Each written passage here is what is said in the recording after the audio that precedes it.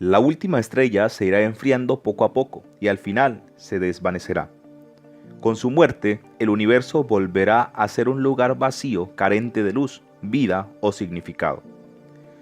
Así fue la advertencia del físico Brian Cox en un episodio publicado recientemente de la serie Universe, de la BBC.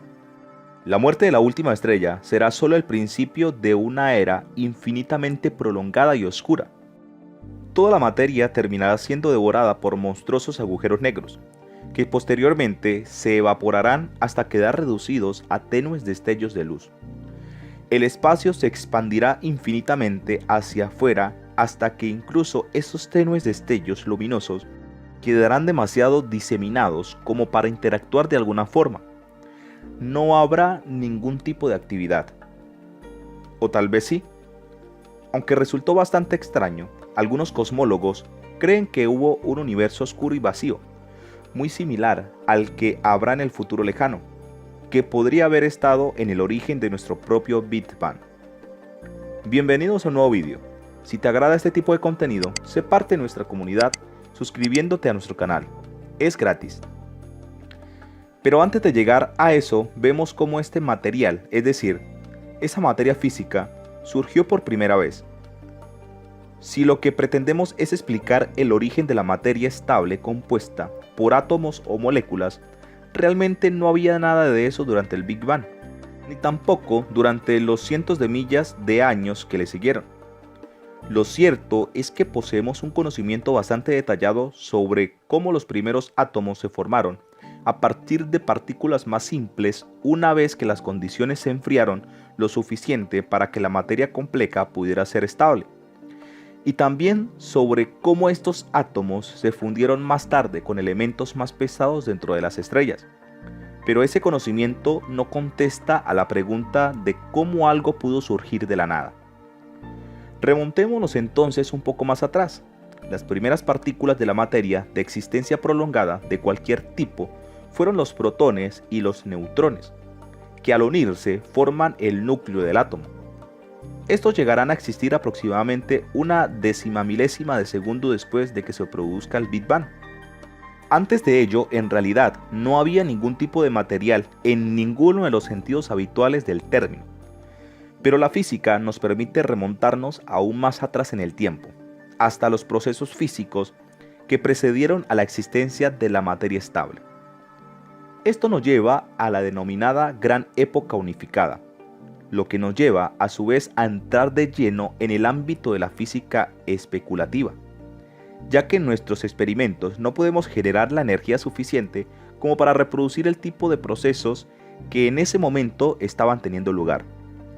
Pero una hipótesis plausible es que en ese momento el mundo físico estaba compuesto por una mezcla de partículas elementales de existencia limitada, entre lo que se encontraron los quarks, es decir, las unidades fundamentales que conforman los protones y los neutrones. Había tanto materia como antimateria, y en cantidades prácticamente equivalentes. Cada tipo de partícula de materia, como por ejemplo un quark, tenía una contraparte de antimateria, una imagen espejo, que era prácticamente idéntica a ella, y solo difería en un aspecto. Sin embargo, la materia y la antimateria se aniquilan en una explosión de energía cuando se encuentran, lo que significa que estas partículas se crean y se destruyen de forma constante. Pero, ¿cómo llegarán a existir estas partículas? La teoría cuántica de campos nos dice que incluso en un vacío que podría corresponderse con unos valores espaciotemporales nulos, está plagado de actividad física, y que dicha actividad se manifiesta bajo la forma de fluctuaciones energéticas. Estas fluctuaciones pueden hacer que aparezcan partículas, que sin embargo desaparezcan poco después. Todo esto podría sonar más a excentricidad matemática que a física real, pero dichas partículas han sido detectadas en innumerables experimentos. El estado de vacío espacio-temporal se ve alterado por partículas que se crean y se destruyen de forma constante, y que aparentemente surgen de la nada. Pero quizás lo que de verdad nos diga todo esto es que el vacío cuántico, a pesar de su nombre, es algo en lugar de nada. El filósofo David Albert Es el autor de una célebre crítica a los enfoques sobre el Big Bang, que apoyándose en esta teoría prometen explicar cómo algo pudo surgir de la nada. Imaginémonos que nos preguntamos de dónde surgió el espacio-tiempo. En ese caso podemos seguir recordándonos aún más atrás, a la realmente arcaica época de Planck, un periodo tan temprano de la historia del universo que desafía nuestras mejores teorías físicas. Esta época abarcó solo una 10 millonésima de una billonésima de una billonésima de una billonésima de segundo después del Big Bang. En ese punto, tanto el tiempo como el espacio se suenan ellos mismos en sujetos de las fluctuaciones cuánticas. Los físicos normalmente funcionan al margen de la mecánica cuántica, que rige el micromundo de partículas, y también de la relatividad general, que se aplica a las grandes escalas cósmicas. Pero para entender realmente la época del Planck, necesitaríamos una teoría unificada de gravedad cuántica que fusionara ambas. Todavía no tenemos una teoría de la gravedad cuántica perfecta, pero hay propuestas como la de la teoría de las cuerdas o la de la gravedad cuántica de bucles. En estas propuestas, el tiempo y el espacio ordinarios generalmente se conciben como elementos emergentes, como las olas en la superficie de un océano profundo. Y es que lo que experimentamos como espacio y tiempo es el producto de procesos cuánticos que operan a niveles más profundos, microscópicos. Procesos que no tienen demasiado sentido para nosotros, que somos criaturas asentadas en el mundo macroscópico. En la época del Planck, nuestro conocimiento ordinario sobre el espacio y el tiempo salta por los aires, de manera que tampoco podemos seguir aplicando la lógica ordinaria de las relaciones causa-efecto. A pesar de ello, todas las teorías posibles del campo de la gravedad cuántica sostienen que había algún tipo de sustancia física durante la época del Planck, algún tipo de precursor cuántico del espacio y el tiempo ordinarios. Pero, ¿de dónde procede eso? Incluso si tenemos en cuenta que en la época del Planck la causalidad no funciona de ninguno de los modos habituales, aún así hubiera sido posible explicar uno de los componentes del universo en términos de su correspondencia con otro. Por desgracia, en la actualidad incluso nuestros mejores físicos fracasan rotundamente a la hora de proporcionarnos respuestas a este respecto. Hasta que no hagamos mayores progresos hacia una teoría del todo, seremos incapaces de ofrecer una respuesta definitiva.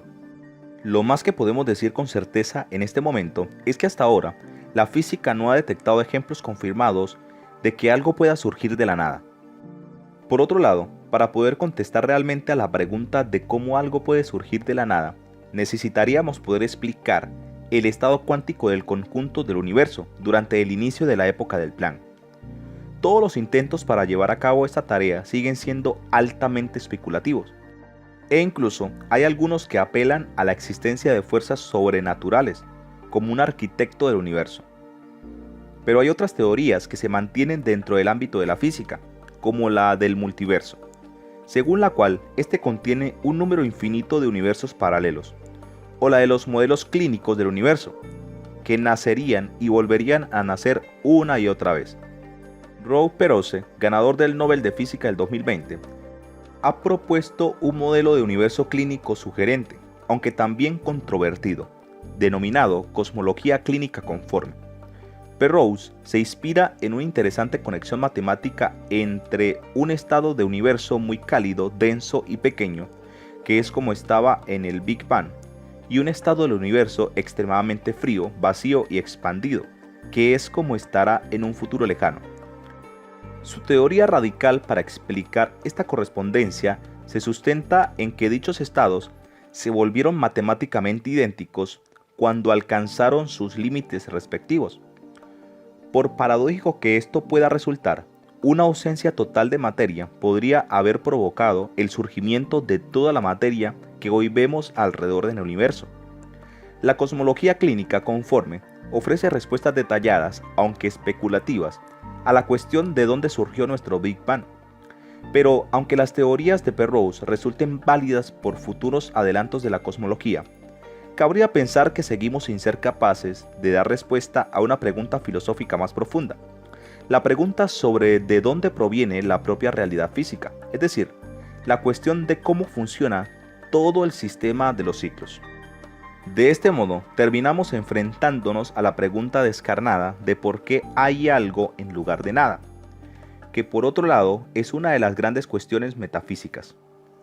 Déjanos saber cuál es tu opinión. Si el vídeo te ha gustado, apóyanos con un like y dale click a la campanita para que estés al tanto de todo nuestro contenido exclusivo para ti.